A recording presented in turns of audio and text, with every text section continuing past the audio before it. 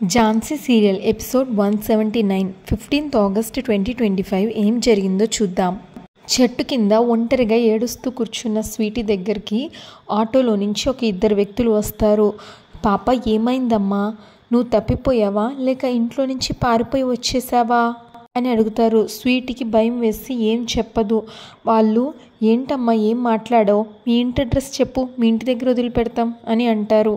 ఏం అక్కర్లేదు అని స్వీటీ వెళ్ళిపోతుంటే బలవంతంగా తన రెండు చేతులు పట్టుకొని ఆపుతారు. పాప ఆగమ్మా, ఎక్కడికి వెళ్తున్నావు పాప, మాతో రా, జాగ్రత్తగా తీసుకెళ్ళి మీ ఇంటికి వదిలిపెడతాం అని అంటే వద్దు వదలండి అని ఎంత గింజుకుంటున్నా వదలరు స్వీటీని. స్వీటీ బలవంతాన వాళ్ళని వదిలించుకొని పరిగెడుతుంది. స్వీటీ వెనకాలే పరిగెడతారు ఆ ఇద్దరు రౌడీలు. స్వీటీ ఒక రాయి తగిలి కింద పడిపోతుంది. తన చేతిలో ఉన్న ఫోటో పక్కకి పడిపోతుంది. స్వీటీ ఏమో కళ్ళు తిరిగి పడిపోతుంది. స్వీటీ ఆ గడ్డిలో పడిపోవడంతో రౌడీలకు కనిపించదు. వాళ్ళు ఇటుపక్కే వచ్చింది కదరా, ఏమైందిరా ఏమైంది అని చుట్టూతా చూసి వేరే చోటకి వెతకడానికి వెళ్తారు. ఝాన్సీ వెతుక్కుంటూ వచ్చి ఆటో దగ్గర నుంచుని స్వీటీ స్వీటీ అని అరుస్తుంది. ఈలోగా స్వీటీ చేతిలోంచి జారిపడ్డ ఆ ఝాన్సీ ఫోటో ఝాన్సీ కాలు దగ్గరికి ఎగురొస్తుంది. అది తీసుకుని ఝాన్సీ, నా ఫోటో ఇక్కడ ఉందంటే స్వీటీ ఇక్కడే ఎక్కడో ఉండాలి. ఝాన్సీ ఆ ఫోటో పట్టుకుని ఆ చుట్టుపక్కల స్వీటీ స్వీటీ అని అరుస్తూ ఉంటుంది. ఝాన్సీ అరుపులకి స్వీటీకి మెలకు వచ్చి పిన్ని పిన్ని అని అరుస్తుంటే ఆటో వాళ్ళు చూస్తారు.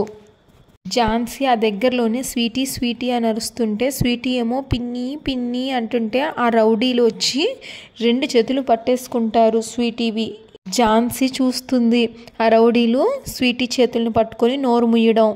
ఝాన్సీ వచ్చి ఆ రౌడీలు ఇద్దరిని తోసేసి అక్కడే ఒక కర్ర ఉంటే ఆ కర్ర తీసుకొని ఆ రౌడీలు ఇద్దరిని బాధేస్తుంది. అప్పుడే అక్కడికి బైక్ మీద గౌతమ్ వచ్చి ఇదంతా చూస్తాడు. గౌతమ్ వచ్చి ఆ ఇద్దరు రౌడీల్ని బాగా కొడతాడు. ఆ రౌడీలు ఇద్దరు వద్దు సార్ అంటూ పారిపోతారు. స్వీటీ ఎందుకమ్మా ఎందుకు ఇలా వచ్చేసావు అని అడుగుతుంది ఝాన్సీ. దానికి స్వీటీ, నేను అనాథని కదా పిన్ని, నేను అక్కడే ఉంటే తాతయ్య వాళ్ళు వంశీని దగ్గరికి తీసుకోరంట. నేను మీకు దూరంగా వెళ్ళిపోతేనే వంశీని వాళ్ళు యాక్సెప్ట్ చేసి ప్రేమగా చూసుకుంటారంట.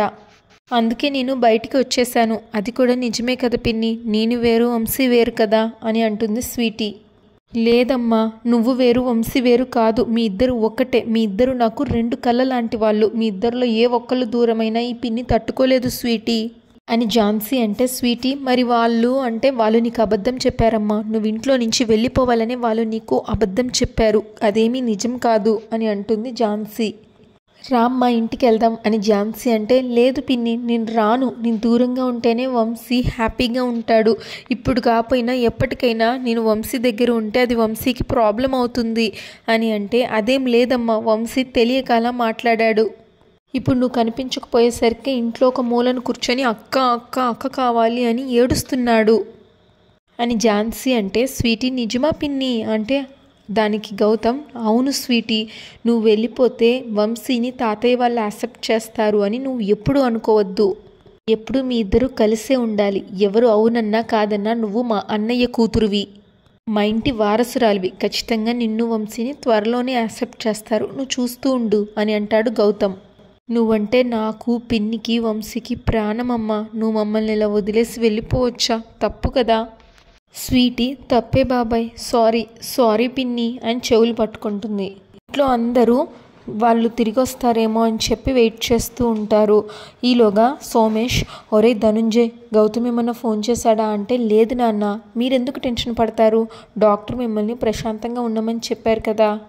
సోమేష్, ఇంకా దొరకలేదు కదరా, టెన్షన్ పడకుండా ఎలా ఉండమంటావు అని అంటే మృణాల్ని, డాడ్ ఆ స్వీటీ కనిపించకపోతే మీరెందుకు టెన్షన్ పడుతున్నారు, తనని ఎవరైనా వెళ్ళగొట్టారా, లేదు కదా అని మృణాల్ని అంటే సోమేష్, ఆ విషయం మనకి తెలుసు, బయట వాళ్ళకి తెలుసా, ఇప్పుడు ఆ పాప కనిపించలేదు అంటే ఝాన్సీ ఇల్లు పీకి పందిరేస్తుంది, మనమే ఆ పాపని ఇంట్లో నుంచి గెంటేస్తామని పబ్లిసిటీ చేస్తుంది, రాను ఈ పిల్లలు నా కంట్లో నలుసైపోయారు, ప్రతిరోజు ఇంట్లో ఏదో ఒక సమస్య తీసుకొస్తున్నారు, ఒరే ధనుంజయ్ ఇప్పుడు ఏం చేద్దాం రా అంటాడు సోమేష్.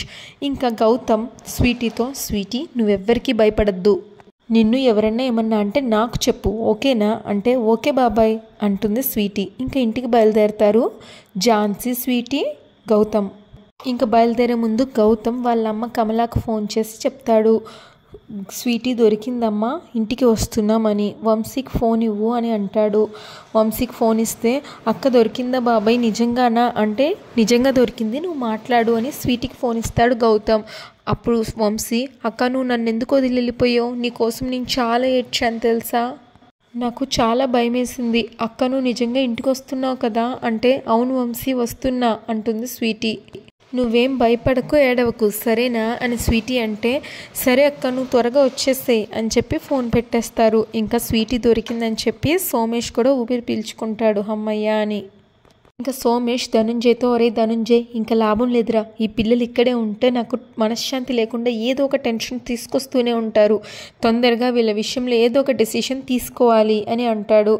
దానికి ధనుంజయ్, అలాగే నాన్న, మీరు మాత్రం ఏ టెన్షన్ పెట్టుకోవద్దు, మీరు మాత్రం ప్రశాంతంగా ఉండండి అని ధనుంజయ్ అంటే మృణాల్ని, డాడ్ నేను ఒకటి అనుకుంటున్నాను అంటే ఏంటది అంటాడు సోమేష్. పిల్లల్ని ఏదో ఒక రెసిడెన్షియల్ స్కూల్లో వేసేస్తే బాగుంటుంది అని నేను అనుకుంటున్నాను అంటుంది మృణాలిని. ముందు వాళ్ళు మీ కళ్ళ ముందు లేకుండా పోతారు, అంతేకాకుండా వాళ్ళు ఒక సెక్యూర్డ్ ప్లేస్లో ఉన్నట్లు ఉంటుంది, సొసైటీ నుంచి కానీ కోర్ట్ నుంచి కానీ మనకి ఏ ప్రాబ్లం కూడా రాదు, పైగా మనమే పిల్లల బాగోగులు చూసుకుంటున్నట్లు ఉంటుంది, ఏమంటారు డాడ్ అని అంటుంది మృణాలిని. కమలాకేమో ఐడియా అస్సలు నచ్చదు. సోమేష్ ఏమో గుడ్ మృణాలిని, టైంకి చాలా మంచి సలహా ఇచ్చావు. ధనుంజయ్ గౌతమ్ పాపం తీసుకొచ్చిన వెంటనే పిల్లలిద్దరినీ రెసిడెన్షియల్ స్కూల్కి పంపించే ఏర్పాట్లు చేద్దాం అని అంటాడు సోమేష్. కమలానేమో మామయ్య వీళ్ళు అక్కడ ఉండగలరా, ఇక్కడే ఉంటే బాగుంటుందేమో అని కమల అంటే సోమేష్, ఎవరికి, నీకా లేక పిల్లలకా, చెప్పు కమల ఎవరికి బాగుంటుంది అని సోమేష్ అడిగితే కమల, తల్లిదండ్రులు లేని పిల్లలు కదా అంటే అది నన్నేం చేయమంటావు, అది వాళ్ళ తలరాత, అయినా వాళ్ళ మీద జాలి దయ చూపించాల్సిన అవసరం లేదు అని సోమేష్ అంటాడు. ఏరా ధనుంజయ్ నువ్వేం మాట్లాడవే, ఏ నీ భార్యలాగే నీ కూడా పిల్లల్ని పంపించడం ఇష్టం లేదా అని అడుగుతాడు సోమేష్. ధనుంజయ్, అదేం లేదు నాన్న, మీకు ఎలాగ నచ్చితే అలాగ చేద్దాం అంటాడు ధనుంజయ్. ఇంకా స్వీటీ, ఝాన్సీ, గౌతమ్ ఇంటికి వస్తారు. స్వీటీని చూడంగానే వంశీ ఏడ్చుకుంటా అక్క అని కౌగిలించుకుంటాడు.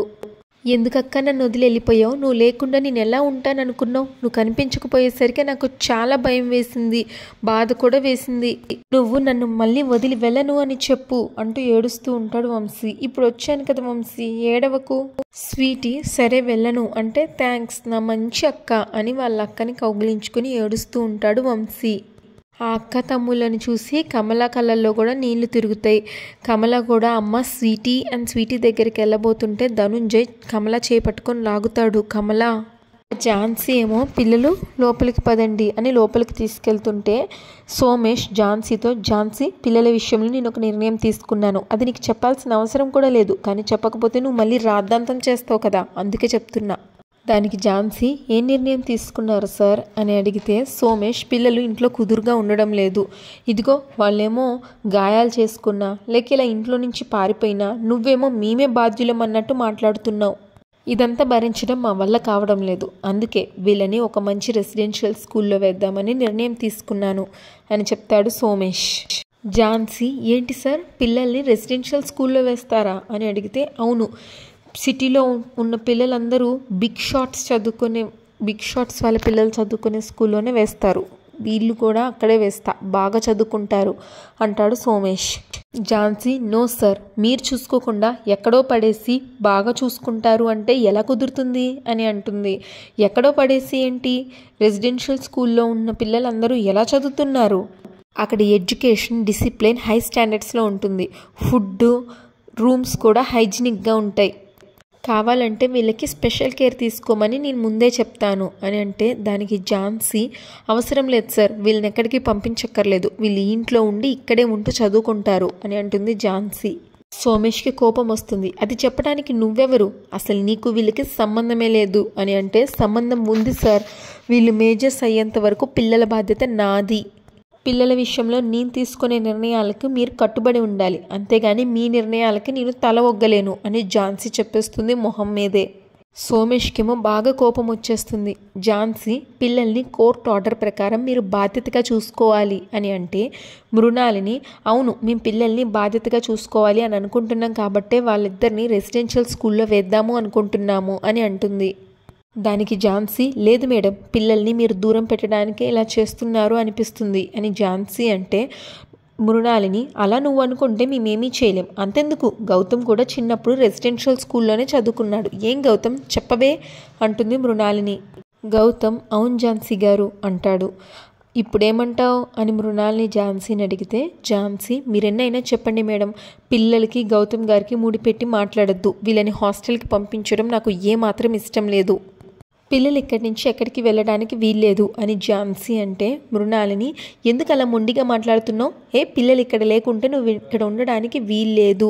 నీ ప్లాన్ వర్కౌట్ అవ్వదు అని అనుకుంటున్నావా అని మృణాలిని అంటే, అప్పుడు గౌతమ్ అత్త ప్లీజ్, ఇప్పుడు మాట్లాడేది పిల్లల గురించి, నువ్వు ఝాన్సీ గారి గురించి ఎందుకు మాట్లాడుతున్నావు అని అంటే, సోమేష్ గౌతమ్ అని కోపంగా అరుస్తాడు. ప్లీజ్ తాతయ్య, ప్రతి సమస్యకి ఝాన్సీ గారే కారణం అన్నట్లు మాట్లాడమాకండి అని గౌతమ్ అంటాడు. అప్పుడు ఝాన్సీ సోమేష్తో, సార్ పిల్లల్ని నేను నా ఇంట్లోనే నా దగ్గరే పెంచుకునేదాన్ని, కానీ వాళ్ళని మీకు దగ్గర చేయాలి అన్నది మీ మనవడి చివరి కోరిక. అందుకే వాళ్ళని ఈ ఇంటికి తీసుకొచ్చాను. ఇప్పటి వరకు మీరు పిల్లల్ని దగ్గరికే తీసుకోలేదు. అలాంటిది వాళ్ళని రెసిడెన్షియల్ స్కూల్లో వేస్తే ఇంకా వాళ్ళు మీకు ఎలా దగ్గర అవుతారు? అందుకే నేను వాళ్ళని ఇక్కడే ఉంచాలి అని అనుకుంటున్నాను అని ఝాన్సీ అంటది. ఇంకా ఝాన్సీ కాదు కూడదు అని మీరు రెసిడెన్షియల్ స్కూల్లో వేస్తాను అంటే, మీరు పిల్లల్ని ఇంట్లో ఉంచకుండా రెసిడెన్షియల్ స్కూల్లో వేస్తా అంటున్నారని నేను కోర్టులో కేసు వేస్తాను అని అంటుంది ఝాన్సీ. మృణాలిని ఏంటి అంత దమ్ముందా అని అంటే, మరి మీరు మాటలతో చెప్తే వినకపోతే ఇంకేం చేస్తాం అని అంటుంది ఝాన్సీ. అప్పుడు మృణాలిని, చిన్నపిల్లలు అల్లరి చేసి మాట వినకపోతే అమ్మతో చెప్తాను నాన్నతో చెప్తాను అని అన్నట్లుగా నువ్వు మాట్లాడితే కోర్టుతో చెప్తాను అంటావేంటి? దానికి ఝాన్సీ, కోర్టులో మీరు నన్ను ఫేస్ చేయగలను అని అంటే చెప్పండి, ఇద్దరం లీగల్గానే ఫైట్ చేద్దాం అని అంటుంది. దానికి మృణాలిని, చిచి నీతో నాకు ఫైట్ ఏంటి, ఇద్దరు సమవుజ్జీలు అయితేనే అది సరైన ఫైట్ అవుతుంది. నీకు నాకు మధ్య ఫైట్ అనరు, నీ మీద నేను వాదిస్తే పిచ్చుక మీద బ్రహ్మాస్త్రం అవుతుంది అని అంటుంది మృణాలిని. దానికి ఝాన్సీ నవ్వి, అవును ఆల్రెడీ చూసాం కదా కొన్ని కేసుల్లో అని అంటే, మృణాలిని కోపం వస్తుంది. ఝాన్సీ అనవసరంగా నన్ను రెచ్చగొట్టద్దు అని అంటుంది మృణాలిని. ఏంటి మేడం కేసు ఊడిపోతాను అని భయమా అని ఝాన్సీ అంటే, సరే కోర్టులోనే చూసుకుందాం అని మృణాలిని అంటుంది. సోమేష్ ఏమో మృణాలిని వద్దు అంటే, మరి అది కాదు డాడ్ తనేమో అని చెప్తుంది మృణాలిని. సోమేష్ ముళ్ళకంపకి మురిక్కాలవకి దూరంగా ఉండాలి అంటారు, అందులో రాయి వేస్తే మనకే నష్టం. ఏం చేస్తాం, నిండా మునిగాక తప్పుతుందా, ఇంట్లోనే తగలడమనండి అని అంటే, అది కాదు డాడ్ అంటుంది మృణాలిని. చెప్తున్నాను కదా మృణాలిని అని సోమేష్ గట్టిగా అరుస్తాడు. ఇంకా సోమేష్, ఝాన్సీ నువ్వు ఇంట్లో కోర్టు పర్మిషన్ తీసుకొని వచ్చింది పిల్లల్ని జాగ్రత్తగా చూసుకోవడానికి, నువ్వు ఇంట్లో ఉంటుంది కూడా అందుకే. కోర్టు ఆర్డర్ కాదనలేక నిన్ను ఇంట్లో ఉండనిస్తున్నాం, లేకపోతే మాకంత కర్మ పట్టలేదు నిన్ను ఈ ఇంట్లో ఉంచడానికి.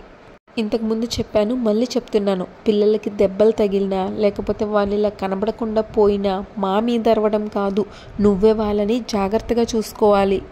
పిల్లల రెస్పాన్సిబిలిటీ నీది మాత్రమే, మాకు అవసరం లేదు, అర్థమైందా అని కోపంగా అరుస్తాడు సోమేష్. ఝాన్సీ ఇంక చెప్పేదేం లేక పిల్లల్ని తీసుకుని రూమ్లోకి వెళ్ళిపోతుంది.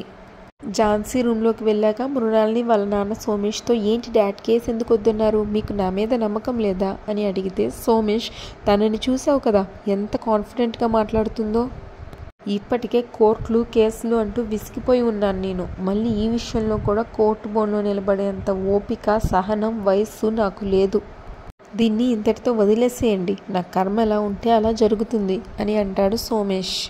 ఇంకా సోమేష్, మళ్ళీ చెప్తున్నాను, ఆ పిల్లల్ని ఎవ్వరూ కూడా దగ్గరికి తీసుకోవడానికి వీల్లేదు, వాళ్ళు వేరు మనం వేరు, వాళ్ళకి మనకి ఏ బంధము లేదు రక్త సంబంధము లేదు అంటూ కమల వైపు చూస్తూ అంటాడు. అంతటితో ఎపిసోడ్ పూర్తవుతుంది. నెక్స్ట్ ఎపిసోడ్ ప్రోమోలో మృణాలిని వాళ్ళ అన్నయ్య ధనుంజయ్కి హ్యాపీ రక్షాబంధన్ అన్నయ్య అని రాఖీ కడుతుంది. ప్రియాంక వాళ్ళ తమ్ముడికి కడుతుంది రాఖీ. అలాగే స్వీటీ వాళ్ళ తమ్ముడు వంశీకి కూడా రాఖీ కడతారు. ఝాన్సీ సీరియల్ రెగ్యులర్ ఎపిసోడ్ కోసం మా ఛానల్ని సబ్స్క్రైబ్ చేసుకోండి. ఈ ఎపిసోడ్ పైన మీ అభిప్రాయాన్ని తప్పకుండా కామెంట్ చేయండి. Thanks for watching.